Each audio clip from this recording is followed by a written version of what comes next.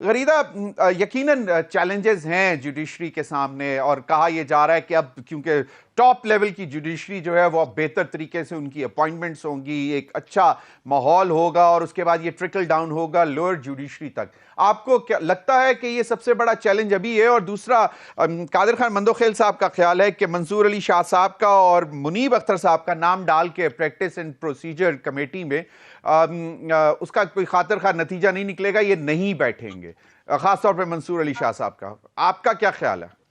आपके सवाल के पहले हिस्से का जवाब तो ये है कि हुस्न ज़न रखना चाहिए, उम्मीद रखनी चाहिए, वरना अब तक 70 साल से ज्यादा हो चुके हैं, 7 दहाइयों से ज्यादा हो चुके हैं। पाकिस्तान का निज़ाम कानून, निज़ाम इंसाफ हमें डिग्रेड होता हुआ नजर आ रहा है। एक रेडी वाला हो या एक छोटा दुकानदार हो, कोई भी गरीब मजदूर हो, कोई गरीब किसान हो, कोई भी गरीब बंदा हो, जमीर हैदर साहब, क्या उसको इंसाफ मिलता है?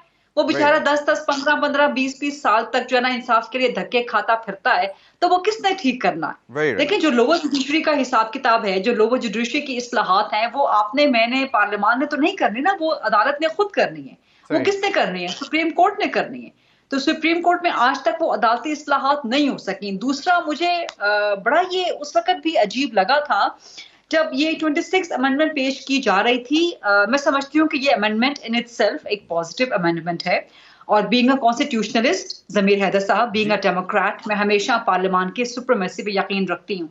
लेकिन मुझे बड़ी हैरत हुई जब मैंने ये सुना कि जी जो मकामी हुकूमतों के बारे में चीजें थी उस पर इत्तेफाक नहीं हुआ, और ये जो जजेस के हवाले से थी कि कौन जज बनेगा, कौन चीफ जस्टिस बनेगा, कैसे बनना चाहिए, इस पर फौरन इत्तेफाक हो गया। और जो अवामी जो जो लोकल गवर्नमेंट्स के बारे में तरमीम थी, जो एमक्यूएम लाना चाह रही थी, उस पर कहा गया कि जी मजीद पॉलिटिकल पार्टीज को अभी एतराजात हैं। तो जहां पर इख्तियार अवाम के नुमाइंदों को ट्रिकल डाउन करने की बात आती है, वहां पे इत्तेफाक नहीं हो पाता पॉलिटिकल पार्टीज के अंदर, जिनका काम ही अवाम की खिदमत करना है, जिनका काम ही अवाम को बाइख्तियार बनाना है। उसके लिए कहा गया कि जी हम एक और अमेंडमेंट लेके आएंगे, उसके लिए अभी इत्तेफाक राय नहीं हो रहा। लेकिन ये जो बड़े बड़े इश्यूज हैं जिसमें ज़ाहिर सियासत भी इन्वॉल्व है, इस पे कम से कम हमें हुस्न ज़न रखना चाहिए कि जी अब वाकई अवाम को इंसाफ मिलेगा, अब वाकई अवाम के जो केसेस पेंडिंग है सुप्रीम कोर्ट में वो हल हो जाएंगे। लेकिन देखना पड़ेगा ना, 6 महीनों में, साल में अगर ऐसा ना हुआ तो इस तरमीम पे सवाल उठना शुरू हो जाएंगे ना। कहा तो ये गया था, इस तरमीम के लाने का मुद्दा, ग्राउंड तो यही बिल्ड किया गया था ना जमीर हैदर साहब, कि जी इतने आईनी केसेस डेवलप हो जाते हैं, पेंडिंग हो जाते हैं, पाइल अप हो जाते हैं कि जो आम केसेस हैं, अवाम के केसेस हैं, उनको टाइम नहीं मिल पाता। तो 6 महीने या मैक्सिमम साल आप दे के देख लें इस तरमीम के बाद, अगर तो सुप्रीम कोर्ट में अवाम के जो केसेस हैं वो लगना शुरू हो जाएं, उनको इंसाफ मिलना शुरू हो जाए, धड़ाधड़ वो फाइलें जो हैं डिस्कार्ड होना शुरू हो जाए, डिस्कार्ड इन द सेंस कि डिस्पोज ऑफ, यानी कि लोगों को इंसाफ मिल जाए, तो फिर तो वेल एंड गुड, तरमीम बहुत अच्छी है। लेकिन अगर फिर भी ना हुआ, देन व्हाट? और जो मैंने पहले बिल्कुल सही फरमा रही हैं गरीदा, बिल्कुल you have rightly pointed out. लेकिन अभी कहा जा रहा है कि जजेस की तादाद भी बढ़ाने के लिए एक बाकायदा बिल पेश किया जाएगा मंगल को, और प्रैक्टिस एंड प्रोसीजर एक्ट जो है उसमें भी तरमीम लाकर जो अभी तक ऑर्डिनेंस है उसको भी बाकायदा एक्ट के तौर पर, बिल के तौर पर मंजूर करवाया जाएगा। गरीदा, आपने बसरा साहब की बात सुन ली, वो कहते हैं कि हमें भी उम्मीद है लेकिन हम चाहेंगे कि जो कुछ हुआ है ये सब अंडू हो जाए, तो इस पर जरा कमेंट कर दें। और दूसरा, 27वीं आईनी तरमीम के हवाले से राना सनाउल्लाह साहब ने जो बात की और जो मैंने कुछ आपको बताई भी हैं, जिसमें आपका भी कंसर्न जो था वो भी शायद इस दफ़ा 27वीं तरमीम में शामिल कर रहे हैं, और एमक्यूएम को शायद पहले उनको यकीन दहानी भी कराई गई थी। और दूसरा, मौलाना फजल रहमान साहब जो लाइन ले रहे हैं, जो अभी तक लाइन ले रहे हैं, आपको क्या लगता है कि ये भी सेल थ्रू हो सकेगी 27वीं तरमीम?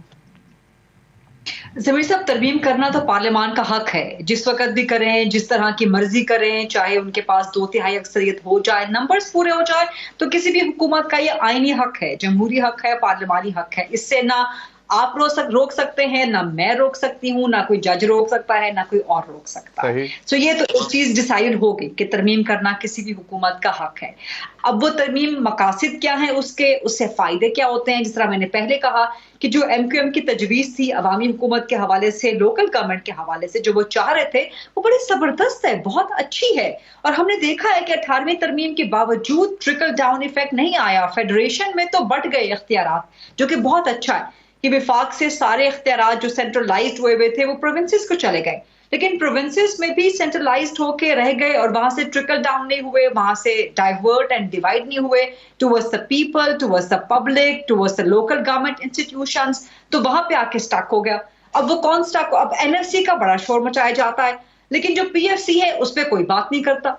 एनएफसी के पैसे लेने के लिए तमाम हुकूमतें, तमाम सियासी जमातें ए टू जी राजी हो जाती हैं, उस पर झगड़ा भी करती हैं, उस पर नाराज भी हो जाती हैं, लेकिन जहां पीएफसी की बात आती है कि कितने पैसे किस सूबे के फंड में मौजूद हैं, वहां से नीचे लोकल गवर्नमेंट को कितने गए, कोई इस पे बात नहीं करता। सही। तो होना तो ये चाहिए था कि आप जो लोकल गवर्नमेंट की चीज, अमेंडमेंट, जो भी कानून, जो भी आइन में तरमीम आप लाना चाहते थे लोकल गवर्नमेंट के हवाले से, वो आप 26 अमेंडमेंट में लेके आते, ताकि एक पूरा पैकेज, पूरा जो एक बुके था, उसमें अवाम को भी नजर आता कि हाँ ये चीज बराह रास्त हमारे मफाद में है। दूसरी चीज इनडायरेक्टली हमारे मफाद में है, लेकिन ये डायरेक्टली हमारे मफाद के लिए हुक्मरान या सियासी जमातें कुछ कर रही हैं। अब 27वीं तरमीम अगर आती है, उसमें फौजी अदालतें भी अगर शामिल हो जाती हैं, तो इस पे मेरा ख्याल है कि वो गलती हुकूमत को नहीं दोहरानी चाहिए जो 26 अमेंडमेंट के तौर पे दोहराई गई थी कि जी आपने बगैर कंसल्टेशन के, बगैर कंसेंसस के आप लेके आ गए और उसके बाद एक रात जो 1.5 महीना पहले, 2 महीने पहले आपको पसूड़ी पड़ गई, कि आपको इतनी सुबकी, इतनी आपको इंसल्ट बर्दाश्त करनी पड़ी कि आप आ रहे हैं, जा रहे हैं और कोई मान नहीं रहा, मौलाना अलग खफा हो गए, पाकिस्तान तहरीक इंसाफ की एप्रीहेंशंस अलग से हो गई। आपको लग रहा है कि 27वीं तरमीम would be more challenging for the government? I have no idea what are the ingredients, what are the contents. थोड़ा सा लिस्ट की है, राना सनाउल्लाह साहब ने कुछ उसके खदोखाल बताए हैं, जिसमें मिलिट्री कोर्ट्स का जिक्र किया, एमक्यूएम की जो पिटीशन है इसका जिक्र किया, और भी कुछ एक दो चीजें हैं। लेकिन आप मतलब आपको लगता है कि मौलाना फजल रहमान जितने गुस्से में अब बोल रहे हैं, जिस तरह पहले बोल रहे थे 26वीं आईनी तरमीम से, तो वो फिर उसी तरह मतलब जरा राम हो जाएंगे, ठंडे हो जाएंगे? जमीर साहब, जब 26वीं तरमीम आने लगी थी, मेरा ख्याल है कि आप ही का प्रोग्राम था, बड़ा जबरदस्त प्रोग्राम था आपका, उसमें मैंने गुजारिश की थी कि मौलाना मान जाएंगे अल्टीमेटली, और वही हुआ, अल्टीमेटली मौलाना मान गए।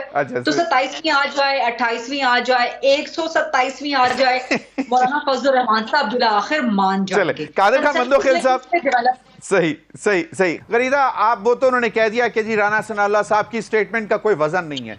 योर टेक ऑन इट कि क्या वाकई इमरान खान अपने साथ अपनी मुल्क की सियासत का भी नुकसान कर रहे हैं, और Ali Amin Gandapur is he like you know दो तरफा? आपकी इन सारी बातों में कोई शक नहीं है सबीर हैदर साहब। मेरा ख्याल है कि अगर आपके पास वक्त कम रह गया है तो यही मेरा एक क्विक रिस्पॉन्स हो सकता है, if you have to go to the break. Imran Khan sahab ने अपनी जिद और अपने नॉन फ्लेक्सिबल एटीट्यूड की वजह से, किसी सियासतदान में ये एटीट्यूड नहीं होता, ये बिहेवियर, ये कंडक्ट नहीं होता, आप फ्लेक्सिबिलिटी दिखाते हैं जहां पर आप मिलिट्री स्ट्रैटेजी में भी रिट्रीट करते हैं ना। जब आप देखते हैं कि आपको फलां चीज में, फलां जंग में, फलां लड़ाई में आपको नुकसान ज्यादा है, आप रिट्रीट कर लेते हैं अपने फायदे के लिए। यही आपको इस्लाम की हिस्ट्री भी सिखाती है, कई जंगों में रिट्रीट किया गया, नबी अकरम सल्लल्लाहु अलैहि वसल्लम के जमाने में किस तरह रिट्रीट किया गया। तो ये चीजें आपको, ये सब मिलिट्री स्ट्रैटेजी का, पॉलिटिकल स्ट्रैटेजी का एक माइंडसेट होता है।